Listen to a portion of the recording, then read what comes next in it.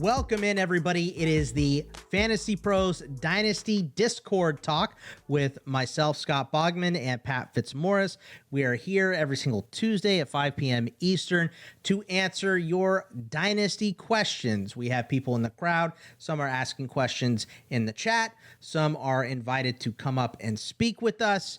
This is going to go out on the podcast feed as long as I record it correctly, which it looks like it's all recording correctly this time. We did it last week and it didn't take, but everything looks like it's going to be smooth here. So please, mind a little bit of the language for the rest of the audience. And our guy, Pigbird Jet Fan, who has been with us for a while to jump in here and talk, is the first guy with a question here. So I'm inviting him up to speak. Pigbird, how you doing, my friend? How have you been?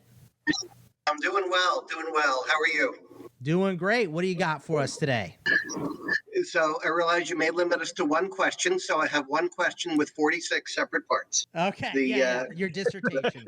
I see. The first part is I was wondering about the speech. I assume that came from FantasyPros corporate. I didn't think I recognized that. That was unusual. Yeah, of course. They hand everything directly to me. It doesn't go through other bosses. I understand. You can't fight the man. I tried to argue with my wife. That just doesn't work. You can't do that. I read it right off the script. Yeah, so definitely not off the top of my head. She is indeed the man. So I was just wondering, when you're drafting in Dynasty, do you think just about what the players are worth to you, or how much of it all do you care what you think their market value is going to be, or how long that's going to last in case you want to trade them? I hadn't really thought about the latter, but then I heard some unnamed podcast where people seemed very interested in that, and I was just wondering, should I care about that, or do I just want to build the best team as I see it? This is an excellent question. I love this question, and this is a great question to kick off with here, Fitzy. And I'll hand it to you. Age before beauty, of course. So, what do you think about that question? Because market value is important. So, your thoughts on when you're taking a player, drafting a player, even picking up a player, is it all just to improve your team? Is that in scenarios? And what do you think about, drafting for trades and the overall market? Leave it to our guy Pigbird to go deep into the weeds of dynasty philosophy for this question. And it is an excellent question. Personally, I am just going for what I perceive to be the best values at any given time. I'm not trying to sort of, play the old game of the old game show Concentration, where you're trying to guess where the market might be on a player. And sometimes if I'm choosing between player A and player B, and I think it's a really close call, but ADP on one player is significantly higher than the other, I might let ADP occasionally guide me. And I guess that, in a sense, is sort of deferring to the markets on something like that. But for the most part, I'm going with how I feel about players, and maybe if I think a player is undervalued, I'm confident that that player is going to eventually appreciate in value because I like that player. I think they're good. I'm confident that they're going to have success and bolster their own fantasy value. So basically, I don't think that much about what the market perceives these guys to be as much as I sort of trust my own value, except in those really close calls where I might defer to ADP. Yeah, I think the deeper you get into the draft, the less I care about market value. And I think that is probably something obvious. But I'll say that when I'm on the precipice of winning, right? Like my team is good, my team is nice and stacked, I am thinking wholly and completely about my team. And in most scenarios, I'm thinking wholly and completely about my team.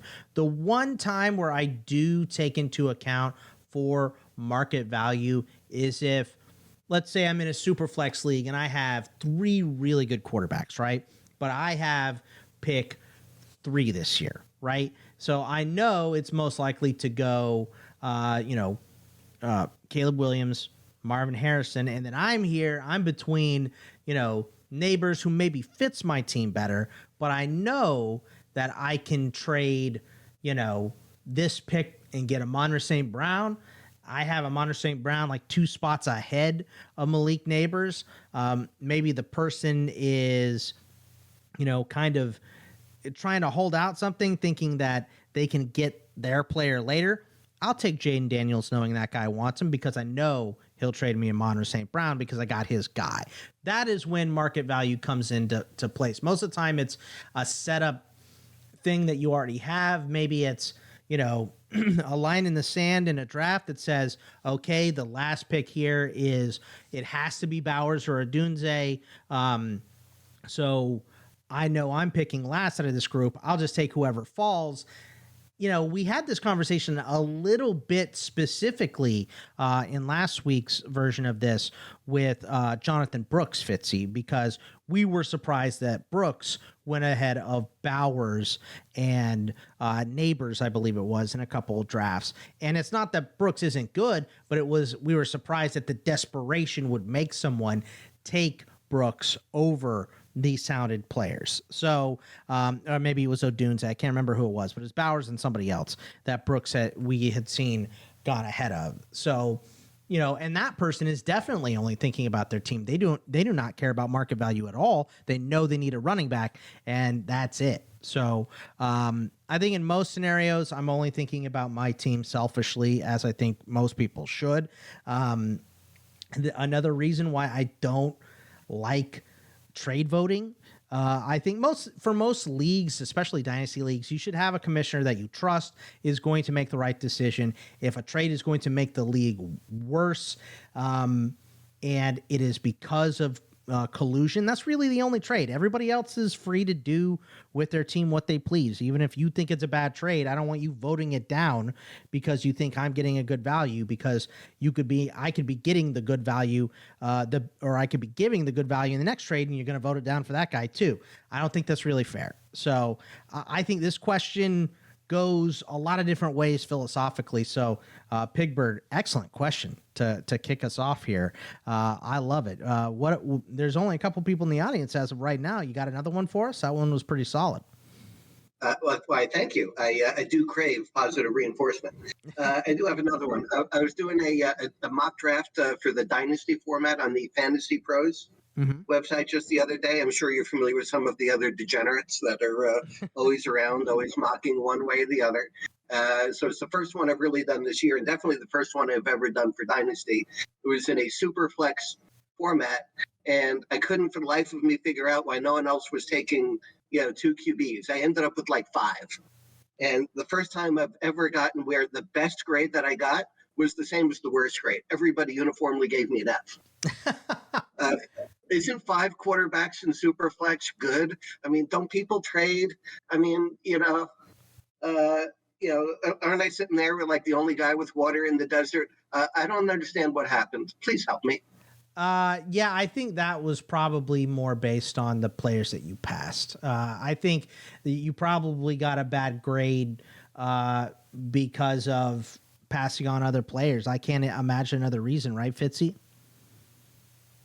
Yeah. And that's so in dynasty startups, your chance to get a strong hand at the quarterback position, like you have that one chance.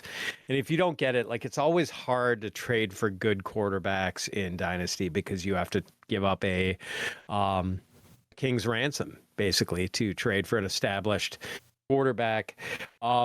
And generally, so yeah, like I think it's good to address it. Like big time, plow a lot of draft capital in your startup into the quarterback position. So yeah, I mean, depending, who were the quarterbacks, Pigbird? I don't remember, but yeah, there was a decent one that I think I took like something like round 13. It was still a decent, quarterback. It just seemed like no one wanted him. Yeah, I just didn't. I didn't get it. I mean, I don't stay up at night worrying about what grade the draft simulator gave me. you, you know, but I was just a little bit surprised. I would have figured that. Well, first of all, I thought at least the live drafters would behave differently, or the bots, and I don't know. I guess I just need a little bit of help. This may be more therapy than you can give in the limited time we have. Yes. Yeah, I mean, Thank you, Pigber. Maybe I just need a hug. Yeah. Look, if you were in front of me, I'd absolutely give you a hug. I'm going to go ahead and move you to the audience here, Pigber. But appreciate the questions, and especially, I mean, that first one is killer. So, but I see how you got there. Is because now you're worried about this grade. You're staying up late at night thinking about it. We get it.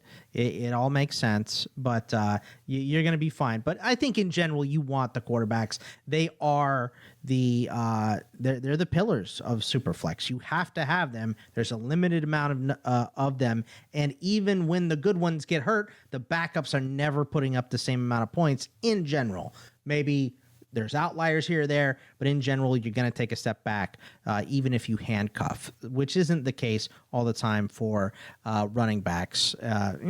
Probably not the case either for wide receivers for the most part as well. But let's answer a question that we got in the chat from our guy Daydreamin' Fitzy. It says, what are your thoughts on last year's rookie wide receiver 1 in drafts, JSN? Are we buying, selling, or holding? Is he going to take a step forward, or is he going to be a third to Metcalf and Lockett? Did the Seahawks actually fix their O-line issues? So daydreaming with some Seattle-heavy questions here. I'll start with you on this one, Fitz. Again, your thoughts on JSN going into the year?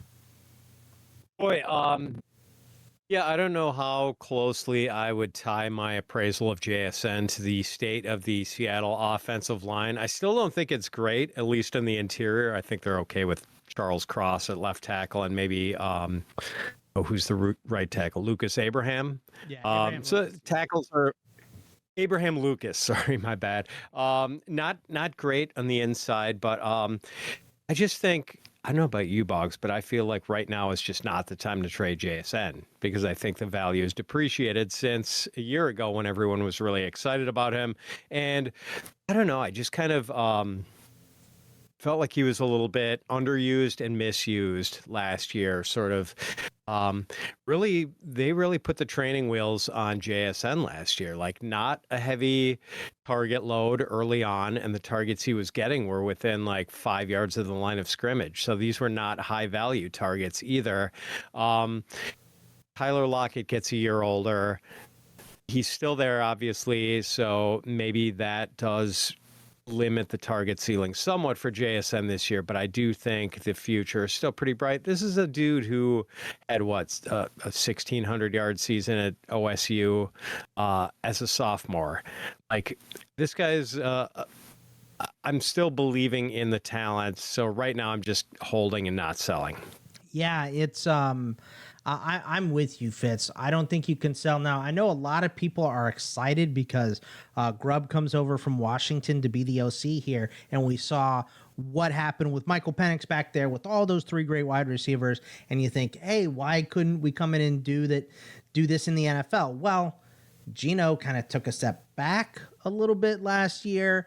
They have 2 big running backs in Walker and Charbonnet, guys that can both handle a heavy workload. I mean, Charbonnet is big and Walker is small, so not big in stature, but big time in touches that they're going to need to get. So, and Mike McDonald comes over from Baltimore, who's had success running the ball, playing power run game, and playing defense. So I think that is the philosophy that we're going to see. So I don't want to trade JSN right now. I think his value has taken a bit of a hit. I mean, last year, there were games where he was splitting reps with Jake Bobo. So I really do like JSN for his future. This year is tough, though. I think I'm holding him until he gains back some of that value. So now if someone is super excited and wants to give you a big deal because they're a Seattle fan and they think this is going to turn into the Huskies offense, sure, I'm listening. But for the most part, I don't think it's going to be a move that I make here. So let's go to Franchise here. Franchise, come on up and hit us with that question, my friend. How have you been? I've been good. How about you guys? Doing great. That's good. Well, Yeah, I'm good. glad you guys took Daydreamer's question because I didn't want to go after Pigbird. That was a hard follow. But I actually I do have a question that, no pun intended, actually piggybacks off something he asked. Sure. In terms of, because I know both of you said you're basically building based off your own roster, not what the value of the trade could be. Mm-hmm. At what point during, whether it's a rookie or startup, are you kind of pivoting from taking BPA to filling out like needs on your roster? I mean, I think we see a lot of people do it in the first, like with that Jonathan Brooks talk that we had before. And I don't think it's not always horrible. And sometimes it's just, look, I'm so stacked at every position. I have to have a running back, right? So let's go ahead and just pull the trigger here. I think that is a lot of it. I don't think there's necessarily a line in the sand. I think it depends on how good those players are at the top of the class. And I think this season there are a lot of them. So for me, it's, around 7. I want 3 of these quarterbacks. I want the 3 wide receivers. I want the tight end in Bowers. So for me, even in a 1 QB league, I think I'm looking at some of those QBs if I don't have a for sure stud. So in this class, it's around 7. If you're good at quarterback in a 1 QB league, it's around 5. So that's how I would see it. What do you think, Fitz? Wait, a franchise, are you talking startup or are you talking rookie? Well, I'm talking either or. Like, obviously in a rookie is different than startup, but just, I guess, touch on both, since this is going to be going on the podcast, might help out more people. Sure. Talking about, both scenarios. For me, and maybe in startup around round 12, like I do want to fill my shopping cart with just like the best talent. Yeah, exactly. And if that means 7 wide receivers and 1 running back over the first 12 rounds, I'm okay with that. I can play catch up at running back later. And plus running backs come out of the fog all the time. So I tend to leave running back a little light in the first 10 to 12 rounds. Rookie draft, it kind of depends. I mean, if I feel like the championship window is open, maybe I'll try to fill a need right away in round 1. But for the most part, I think normally round 1, like I just want the best player I can get. And then I'll start worrying about bolstering positions where I might be lacking in talent from round 2 on, and just firing darts at those positions. And sometimes I'll just, like, if I have multiple third round picks, sometimes I'll just, kind of try to machine gun a position, basically, if I'm short, like at running back or whatever, where I'll fire a bunch of darts and to hit something. But for the most part, I think with that first pick, I try to go BPA, and then from that point on, and address Fitz learned that from positions the Packers, by the way, the machine gunning of the position, right? Because they love to do that stuff. They do. I'll say in and usually when they do it, the second pick is always better than the first one. Aaron Jones. Yep. Definitely. Yeah. So I'll say that in a startup, for me, I'm looking at tiers most of the time. So it's not necessarily like I'm going to go off book to get a position because I don't have it filled, but there will be some times where I'm like, all right, I have to have 2 starters by this tier. I have to have 2 starters by this tier. And like for this season in particular, I think there's a big gap like near the end of wide receiver 2 to the beginning of wide receiver 4. So that's where I'm waiting, right? I'm filling in my other positions because whoever falls back to me around the 35th to 40th wide receiver coming off the board, I have in a tier with my lower end 25, 26, 27 wide receivers. So if I'm in a startup, I like to kind of pre-game it and plan it like that. But in general, it's like we said before, 95% of the things are going to be what is best for my team right now. And that's how I look at it most of the time versus BPA. Startup is different. But There are some things I know that are going to annoy me the whole year. If I can't do that fit strategy of taking 7 wideouts and 1 running back. I can't do that one because I know I will hate my running backs and I will not like it that I waited that long. But BPA is a good way to go, and it pays out a lot. And it's one of those things where we talked about you're not necessarily thinking about you're not thinking about drafting a guy to trade him, but if you do take a bunch of wide receivers before you get your second or third running back, then maybe you do have depth to trade from, and these are better than the running back, so it makes your trading easier. So I understand both ways. I'll say this is another great question, franchise. Love it. I got one more. Typically, I'm on here asking selfish questions that are about my roster, but I'm keeping it general at this point since I'm not drafting till August. One other thing, I guess more so for the audience, because I figured this out along the way, and I could be wrong, but you always hear the term tight end premium. Can you guys explain essentially, like I've always thought of tight end premium as just a bonus points, and in the league I'm in, most of our tight end premiums are 1 whole point over whatever the PPR is, whether it's half PPR, 1 full PPR. Sure. So is that typically what the industry means when it says tight end premium? And also, is it different? I know it is different. How are you adjusting if it's only a half PPR premium versus a full point premium? Yeah, Fitz, I'll let you start with that one. So typically, I think in most cases, tight end premium is 1.5 points per reception for tight ends, whereas it's 1 point for other positions. Although there's some leagues that do 2 points per reception for tight ends, some that do 1.75, some are sort of mini premium 1.25. So yeah, people calibrate that, and it's a way to sort of maybe that's going to be. I think I lost you there for a second, Fitz. Talk again. Am I back? No, you're back. Oh, okay, good. Sorry. Yep. I was just going in and out. Yeah. For a second. So it's interesting. Maybe it was a way to artificially add importance to the tight end position a couple of years ago when we didn't have much in the way of tight ends, like Travis Kelce and Mark Andrews being the only reliable guys. I wonder if tight end premium might become less popular now that we've actually got this wave of good tight end talent with Trey McBride, Don Kincaid, Sam Porta, etc. I'm sort of contrarian when it comes to tight end premium leagues, like the Scott Fish Bowl, for instance. It's a redraft league, but not entirely an apples to apple comparison. But I actually will fade tight end a little bit in tight end premium leagues because people overdraft tight ends, pushes up like that drops positions. And you can get good running backs and wide receivers and quarterbacks a little later than you might otherwise.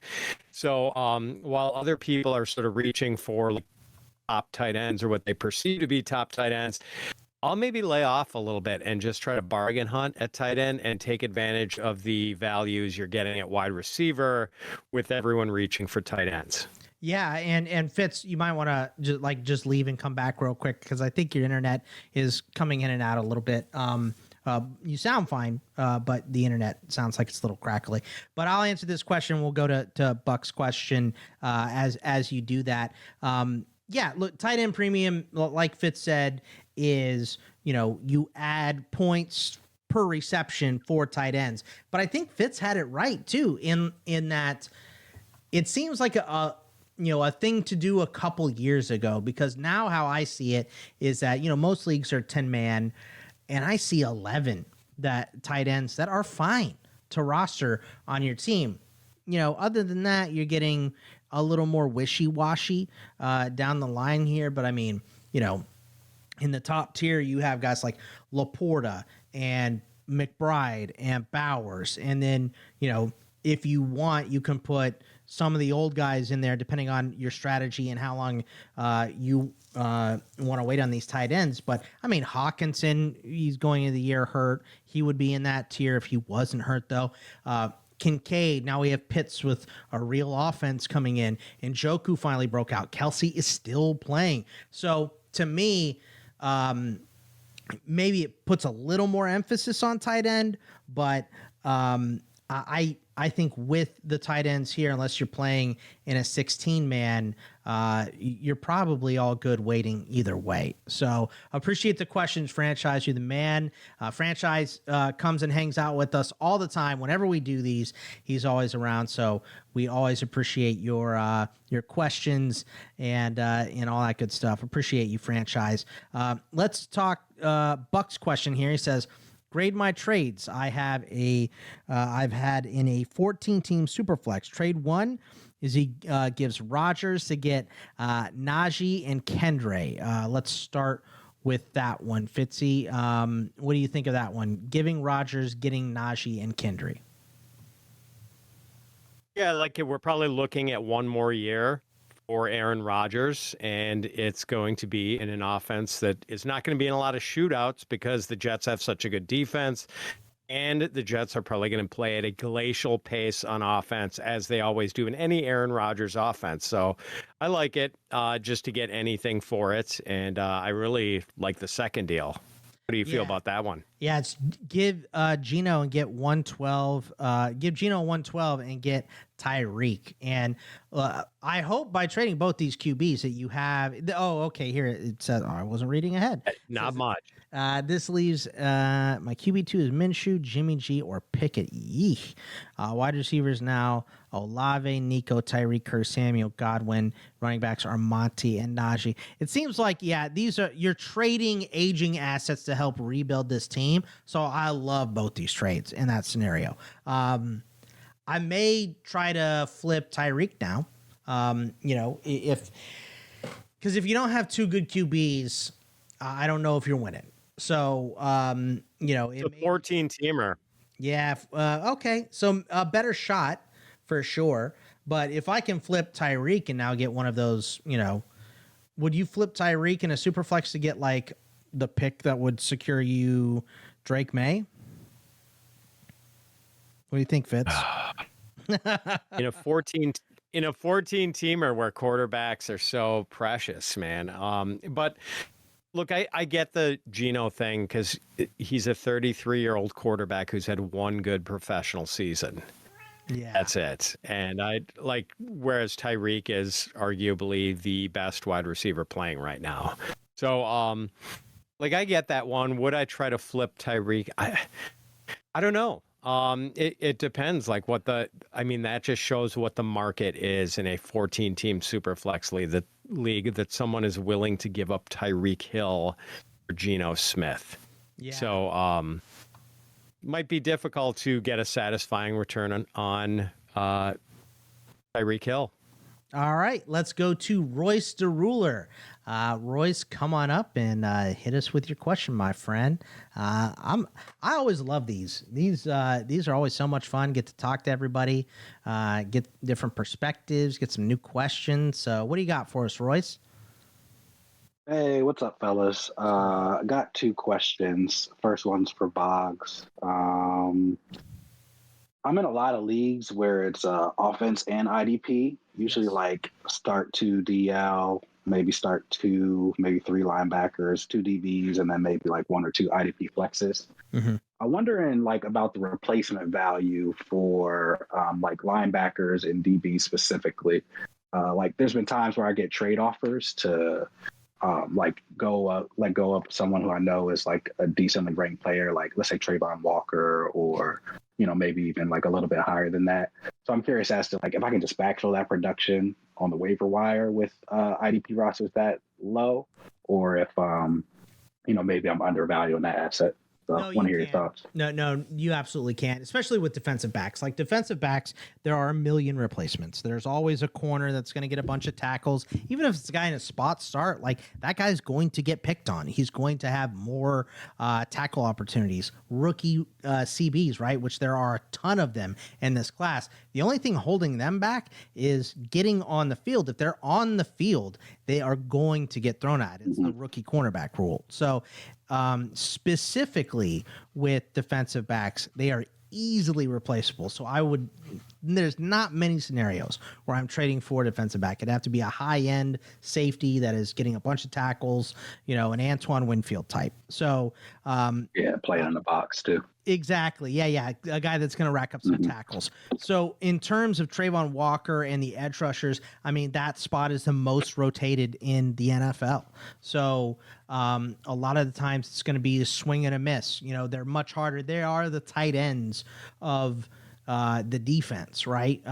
Sometimes you're going to eat. You're going to get a couple sacks from Trayvon Walker. You're going to get, a couple passes deflected, and he'll be in on some tackles and all that stuff. And sometimes you're going to get blanked. He's going to, go up against a tough offensive line. They're going to run the ball away from him, whatever it is. So, but it is, because of the rotation, it is easier to pick up some players on the wire, depending on the depth of your league, of course. But if you're in a normal 12 to 14, somewhere in that neighborhood, I think I'm way more inclined to trade for the offensive players, even still. And it also depends on what your scoring is. If your scoring is closer to the defensive guys get what the offensive guys are, I'm more likely to have them involved in trades. But if it is like most IDP leagues where these guys are scoring significantly less than the offensive players, so they start going in the 10th, 11th round of startups, things like that, then, for the most part, they're pretty replaceable. Linebackers are tougher because, a guy that comes in usually holds that role. So, a guy that gets hurt, linebackers I would handcuff more than any other position. They're tougher and less replaceable. So, what's your second question for us? I was observing that too, so it's good to get some confirmation. My second question is, this kind of off season, I joined two best ball leagues, where it's like start 2 QB, start 2 tight end, start like 12 teamers. And I'm still just struggling with like the trade value for wide receivers relative to other positions like running back, tight end, quarterback. Because in best ball, you can roster kind of like, KJ Osborne or, someone who, never doesn't really make sense in a lineup league. So curious as to both of y'all feedback on, how much you value maybe like a high end receiver. I have Devontae Smith on my roster and a couple folks that come calling, but it's hard for me to understand what's fair value. So is this Dynasty or is this just regular best ball? It's Dynasty for sure. Dynasty best ball. Yeah. I got you. Okay. But you are starting two quarterbacks and 2 tight ends. Yeah, 2 quarterbacks, 2 tight end, and both of them actually have a significant tight end premium. So like tight ends probably there's probably like, all the way through tight end 26 to 28 is probably valuable. Okay, and what's the minimum of wide receivers you have to start every week, and how many flex positions are there in the starting lineup? Yeah, let me pull it up. So it's 2 QBs. I think it's 3 wide receivers, 2 tight ends, couple of other 2 flex spots. Okay. Yeah. Yep. Yeah, I mean, Boggs, it devalues wide receivers a little bit, right?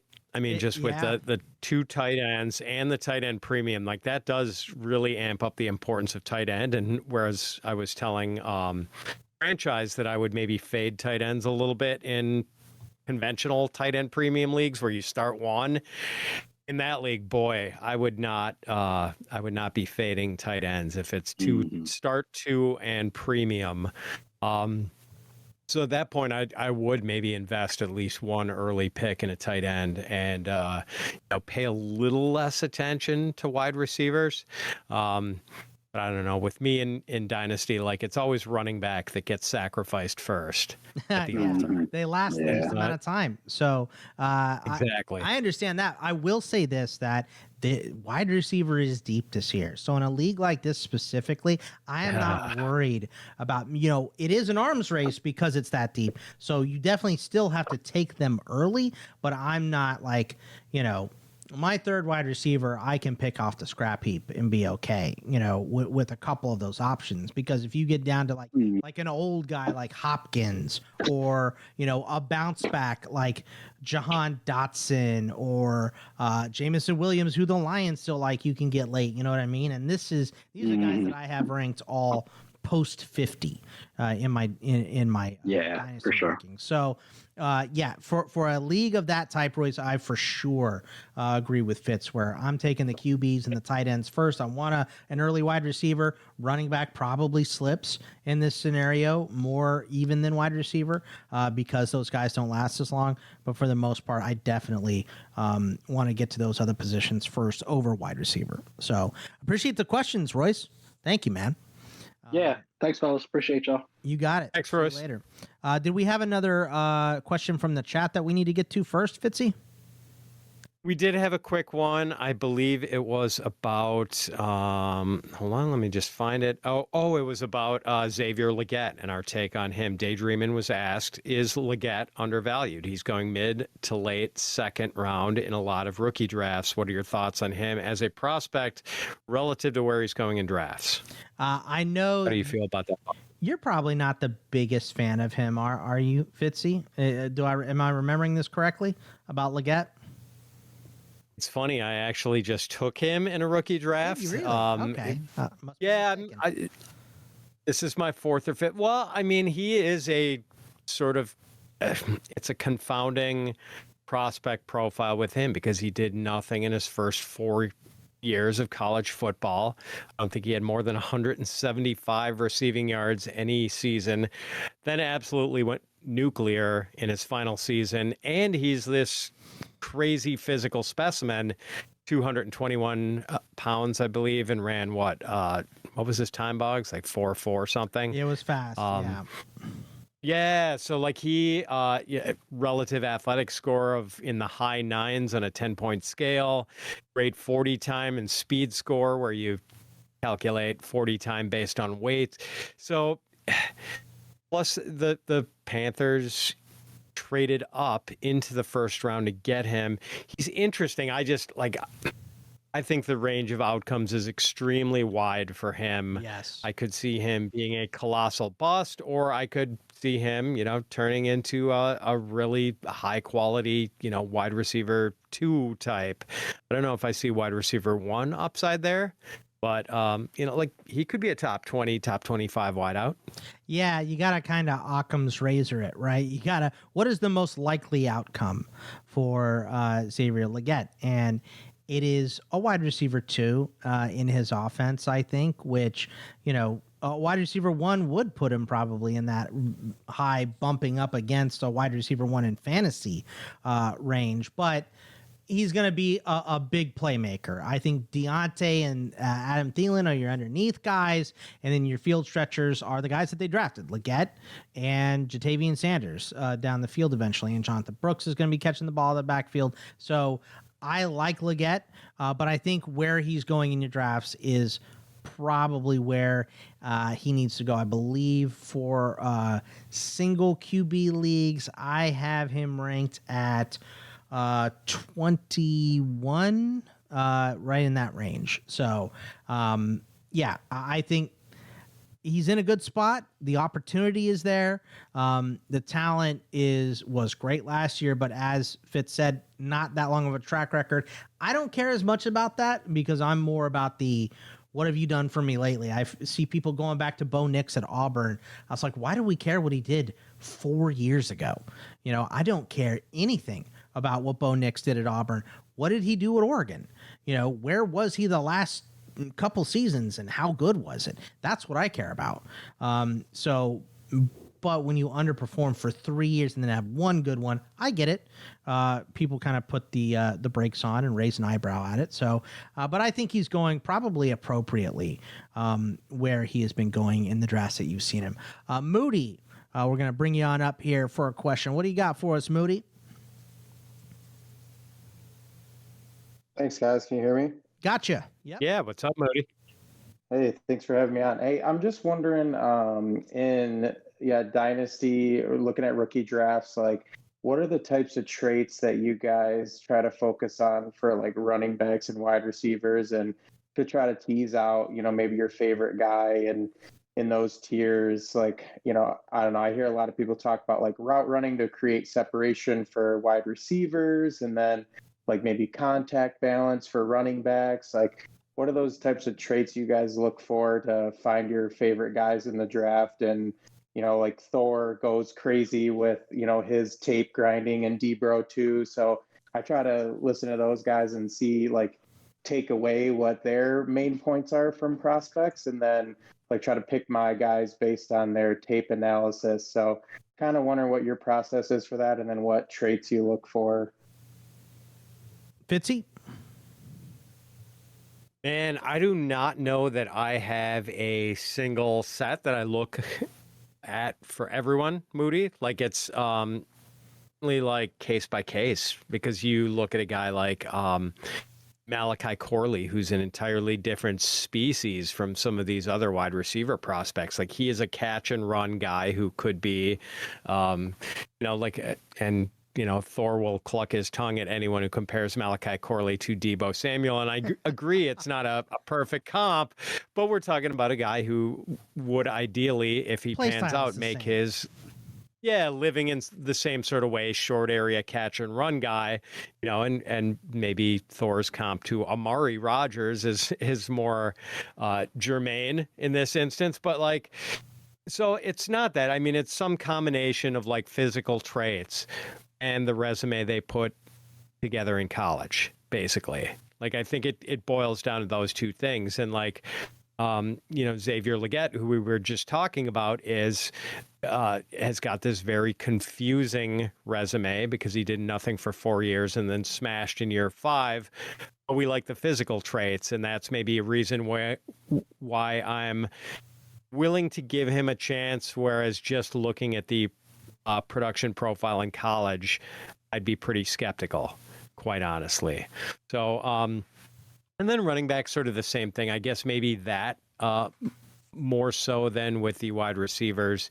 I kind of lean on like what I saw when I watched those guys play in college. And I do like contact balance. You mentioned that. And that was sort of one of the reasons I was sort of in on Achane last year, because I liked what I saw from him as far as a little guy being able to take head-on shots and keep his feet.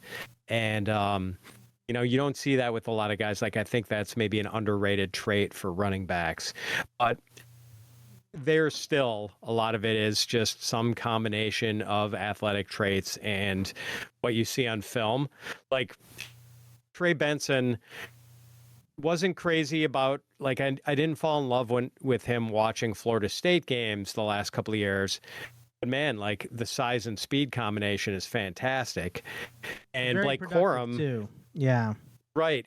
And Blake Corum, not big, an undersized back who's not fast, but man, like his vision, like I thought as far as the film he gave us, like I thought Blake Corum was maybe the best pure runner in the class.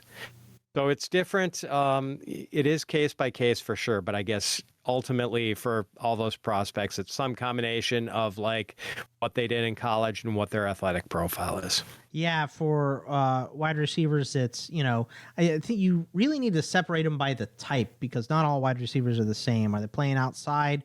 Are they playing in the slot? Are they getting open? Do they have a lot of separation? Are they making contested catches? How are they with the ball in their hands? Like Malachi Corley is an ultimate type of yak player, right? He's going to get the ball on a short route and take it a long way and break tackles, right? You're built in the Debo mold. It doesn't make you Debo, but it means that's what your job is going to be. So to me, I love Malachi Corley, but in the Jets offense, he is at best third, right?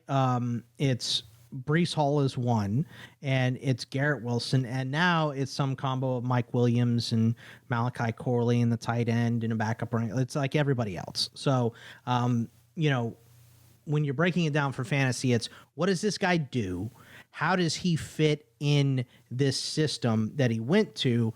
Where is he on the depth chart? Is there an opportunity for him or not? So for me, my final ranking is going to be based on a combo of all of that. Because I don't necessarily, I'm not in love with Trey Benson. I thought he ran a little upright. But is he explosive? Yes. Does he have good vision? Yes. Can he make a catch? Yes. Like, he ticks off so many boxes that even though he's not my favorite prospect I've ever seen, I go, okay, he goes to Arizona. This offense is looking improved. He's got a running quarterback to work off of in Kyler Murray. They're fixing this O-line. They just took Marvin Harrison to stretch the field, and James Conner's on a 1-year deal. So, Trey Benson is going to move up and up and up for me. So Brooks is coming off an injury, and for the wide receivers, it's the same type of stuff. But there's a couple more factors in there because you can get some good wide receivers that have played with some garbage QBs, and they didn't put the production on the field that you want. So for me, it's what kind of wide receiver are you? Are you a big outside fast guy like Harrison and Malik Neighbors? And because like Marvin Harrison's garbage with the ball in his hands. He doesn't have that much yak. He's not making tacklers miss that much, but good Lord, he gets open and he catches the ball. I don't care what he does with the ball in his hands. So you don't have to check every single box. You have to fit, and you have to be dominant in some of these traits. So, obviously the further down you go, the less likely you are to make a big impact. But there's a lot of guys that have those athletic traits. I am guilty of not paying so much attention to RAS and so much attention to combine numbers and physical numbers like hand size and height and things like that. Of course, if a guy is well below a marker, like Deuce Vaughn is 5'5", right? Like that guy, I tried it with Donnell Pumphrey. I thought he was going to be good. There are some markers that you do have to abide by and understand. If you're underweight, if you're undersized, if you're way too much, that those things are going to impact you. So it's a lot of it's a little bit of a dance, how does this guy compare to the other guys on his own team too? So, so for me, for running backs, it's vision. If you're looking for specific stats, I love elusive rating on PFF. I like missed tackles forced. I like yak. And then for wide receivers, yards per route run is such a good statistic if you're breaking it down to one number, because that kind of encapsulates all of maybe he didn't catch the ball downfield, but he did catch it and ran with it. So what are the yards per route run instead of yak and then overall yards, that kind of stuff. So I probably answered that way too long. So sorry, Moody. Appreciate the question, my friend. Yeah, appreciate you guys. Thank you. You got it. I think we got one more person here. What's that, Fitz? I just thank Moody. Go ahead. Yeah, Bubbles has been waiting patiently, so let's bring him in. Bubs, what's up, Bubbles? How you doing, my friend? Hello, everyone. Thanks for having me. Of course. What you got good for to hear all of you and talk about stuff. It's kind of backpacking off maybe 2 questions ago. I had 2 questions actually, but the one where he was kind of talking about Legette, and I was wondering about all the rookie receivers and what you guys see their potential for like the first year. I sent Pat my startup draft, which is my first ever Dynasty draft. I did a kind of a weird strategy where I took like 6-7 rookie receivers, which normally wouldn't be possible in, rookie drafts, because then you only get 2 or 3 of them. But wanted your thoughts on guys, like Brian Thomas Jr., Donnie Mitchell, Legette, Javon Baker. Yeah, sure. I'll start with the wide receivers here. If you're looking for this season, I think Harrison, Neighbors, Odunze, Worthy, Coleman, Ladd, Brian Thomas, maybe Polk or Baker. I think, and Legette.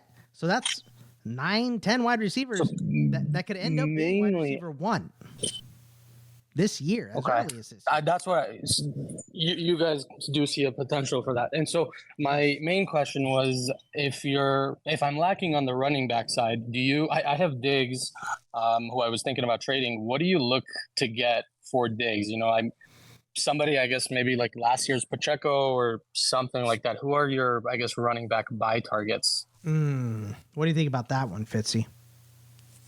What do you expect back if you're trading Stephon Diggs? Yeah, I'm just pulling up our trade value chart to see who's got commensurate value, and I would say, let's see, for probably have Diggs. would you trade Diggs to get like James Conner, like a old for old, or is that going too far down the line? No, I need more than James Conner in return That's what I for was Steph feeling. Diggs.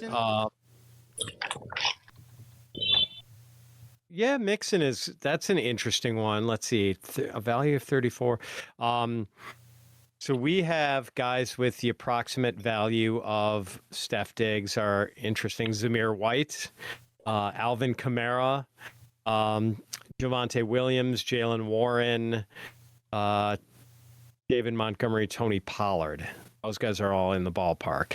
Ooh. Brian Robinson Jr. also. I don't know about that. I think I'd rather have Diggs than B-Rob Jr. Yeah, that one's tough. I'm not. Yeah, that I want to get back like a Mixon. That's what I'm looking for. Someone in that range. Yeah, Pollard, no issue. If I need a running back, I would easily take Pollard. You would do Pollard? Yeah, I would absolutely. And Kamara, like if you lead a running back, these guys are still going to lead their team in touches this year. Barring injury, which is riskier for running backs because they are more injury prone. It's more brutal position, but I think that would be a good range. The trade chart really did a good job there, I think. Yeah, you could ask for Mixon. I think Mixon might be too much, but DeAndre Swift and Ramondre Stevenson might be attainable also. Okay. And then just your guys' opinion on taking a bunch of... I have another startup dynasty draft coming, and I guess I was wondering if I should kind of go about it similarly to where I, target a bunch of top potential rookies, or do you think I go for more proven guys where... it's not as much of a risk, but then they don't have as high of a ceiling. The rookies are mixed in with the veterans in the startup? Yes. Yeah. I mean, I personally think that you can go with any... There are basically three lanes that you can choose for a startup. You can either go in win now mode, where you're willing to take these discounts on guys like Devontae Adams and Derrick Henry, who, because of their age, are going to be available later in drafts than they obviously would be in redraft, and just say, okay, you know what? Like, a lot of people are playing for the future. I'm going to play for the here and now and try to win a championship in year one. Mm-hmm.